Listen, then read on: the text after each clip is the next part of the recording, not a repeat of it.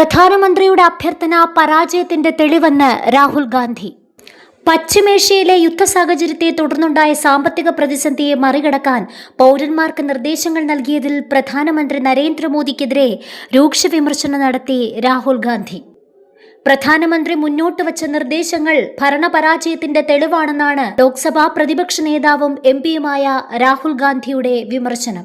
സാമ്പത്തിക സമ്മർദ്ദത്തിനു മുന്നിൽ നരേന്ദ്രമോദിയും കേന്ദ്ര സർക്കാരും പകച്ചു നിൽക്കുകയാണെന്നും സർക്കാരിന്റെ വീഴ്ചകൾ പരിഹരിക്കാൻ ജനങ്ങളോട് ത്യാഗം ചെയ്യാൻ ആവശ്യപ്പെടുന്നത് ശരിയായ നടപടിയല്ലെന്നും അദ്ദേഹം വ്യക്തമാക്കി.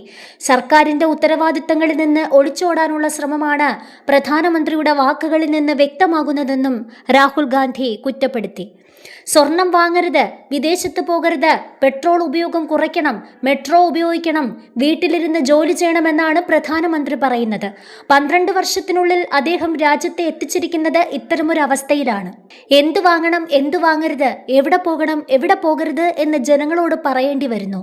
ഓരോ തവണയും ഉത്തരവാദിത്തങ്ങളിൽ നിന്ന് സ്വയം രക്ഷപ്പെടാൻ ജനങ്ങളുടെ മേൽ നിയന്ത്രണങ്ങൾ അടിച്ചേൽപ്പിക്കുന്നു, രാഹുൽ സമൂഹ മാധ്യമത്തിൽ കുറിച്ചു. അതേസമയം കോൺഗ്രസ് നേതാവ് KC വേണുഗോപാലും പ്രധാനമന്ത്രിയെ വിമർശിച്ച് രംഗത്ത് വന്നു. യുദ്ധം തുടങ്ങി ആഴ്ചകൾ പിന്നിട്ടിട്ടും ഇന്ത്യയുടെ ഊർജ്ജ സുരക്ഷ ഉറപ്പാക്കുന്നതിൽ മോദിക്ക് ഒരു ധാരണയുമില്ലെന്ന് അദ്ദേഹം കുറ്റപ്പെടുത്തി.